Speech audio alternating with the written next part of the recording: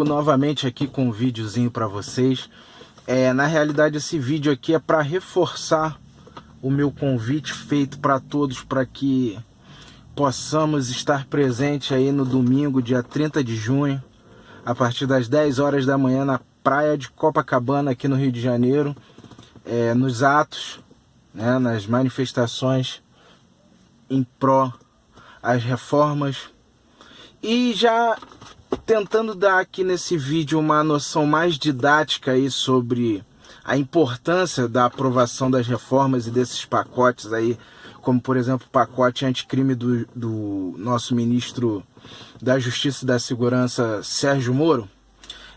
Vou dar um exemplo bem direto, bem claro e bem dinâmico do porquê, de qual é a importância da aprovação da reforma da Previdência, por exemplo. Hoje o Brasil investe 309 bilhões, é a estimativa do déficit da Previdência no ano de 2019. Aí eu digo para vocês, não precisa ser economista, não precisa ser nenhum gênio para saber que se esses 309 bilhões fossem reinvestidos em outras áreas, isso acarretaria numa crescente melhora, né? Da condição da saúde, da educação e da segurança. Não somente isso, como eu fui perguntado, né, por uma pessoa, mas você acha então que aprovando a reforma da Previdência a economia do país vai crescer? Sim, é óbvio. Por que a economia vai crescer? A economia simplesmente vai voltar a crescer porque existem diversos estudos, né, de mercado que dão indicativos de que se a Previdência não for reformada, o Brasil em 2020 quebra. Em 2022 o Brasil praticamente está no limbo, está ferrado mesmo, para falar um termo bem chulo mesmo, o Brasil está fudido. Então, o que acontece? Há de se entender que quem tem a grana para investir,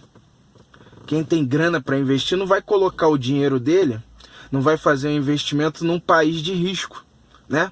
Então aí já responde a tua pergunta, que se a reforma for feita, o país volta a crescer, obviamente, porque o dinheiro volta a movimentar a economia, né? Porque é a mola mestra. Então as pessoas vão voltar a investir dinheiro, isso vai gerar um aumento no número de empregos formais e assim sucessivamente nesse efeito bola de neve. Porque as pessoas estão reticentes em investir a grana delas e não terem o devido retorno, porque ninguém rasga dinheiro, entende? Então ninguém vai investir num país onde há um indicativo de que esse país vai quebrar. Então é simplesmente essa conta, a matemática é simples. Então a gente precisa apoiar as reformas para que elas sendo aprovadas, o país volte a crescer. Acho que mais específico impossível, entendeu? É claro que aí entra toda a tônica, né, da narrativa que mas não existe déficit previdenciário, mas todos os órgãos sérios e responsáveis dizem que há, e que a estimativa são de 309 bilhões só esse ano de 2019. Ou seja, isso daí faz um rombo no orçamento da União que é irreparável. Então a gente precisa fazer as reformas, primeiro para acabar com os privilégios, porque a reforma da Previdência em momento nenhum ela traz uma proposta em que vá prejudicar os menos favorecidos, né? Ela é uma reforma de austeridade, é claro, é óbvio, né? O Paulo Guedes, quando ele fez a reforma no intuito do Brasil poder voltar a crescer. Então, às vezes, você tem que aparar algumas arestas, você tem que cortar na própria carne para que isso aconteça. Como, por exemplo, ali naquela questão na tabela de transição, né? Da aposentadoria, ali isso faz alguma coisa no término daquela aposentadoria onde ele estabelece o mínimo de idade para todo mundo, né? Acabou aquela regalia do povo aí que contribuía com 30 anos de previdência e gozava em plena saúde de mais 50 anos mamando na teta do governo, porque Na realidade, quem consegue se aposentar assim são só pessoas que realmente já têm uma condição para isso, né? Porque pobre, é muito difícil você ver um pobre se aposentando dessa forma, né? Aí a intenção de fazer o corte nos privilégios, né? Nessas aposentadorias especiais, onde um parlamentar se aposenta com 28, 33 mil reais de aposentadoria. Então isso tudo vai ser estabelecido um teto de algo em torno de 5.800 reais para servidor público. Então, cara, tem tudo isso na reforma da Previdência, isso aí é fato, entendeu? Então, por isso que a gente tem que defender as reformas.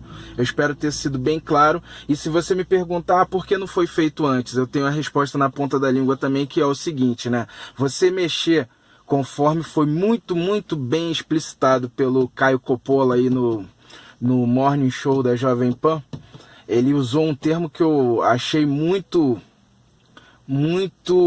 bem colocado, que ele disse que o órgão mais sensível do corpo humano é o bolso.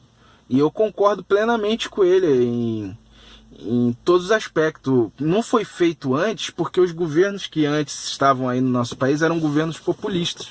E esses governos eles não queriam trazer nenhuma carga de negatividade, eles não queriam trazer nenhuma coisa que impactasse o governo deles frente à população de maneira assim tão ríspida, porque a Previdência, como eu disse, é uma medida de austeridade, então isso impacta realmente no corte na carne, no bolso diretamente das pessoas, aonde, como Caio Coppola disse, é o órgão mais sensível, né? Então esses governos populistas jamais iam fazer uma reforma dessa forma, porque isso colocaria em risco, né, a arrebentar a mamata que eles estavam acostumados, né? Se a ideia deles era o perpetuar o poder, isso atrapalharia completamente os projetos, né, os planos deles.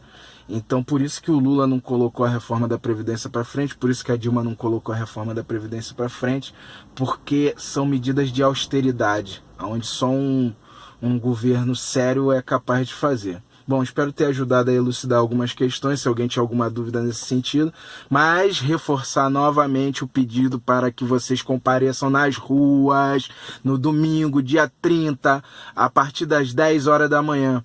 Vamos fazer pressão lá na Câmara dos Deputados, vamos fazer pressão no Congresso, vamos fazer pressão no plenário, vamos colocar os senadores para trabalhar, vamos apertar o Supremo também, para aprovar as medidas que são necessárias, porque só o povo na rua tem esse poder.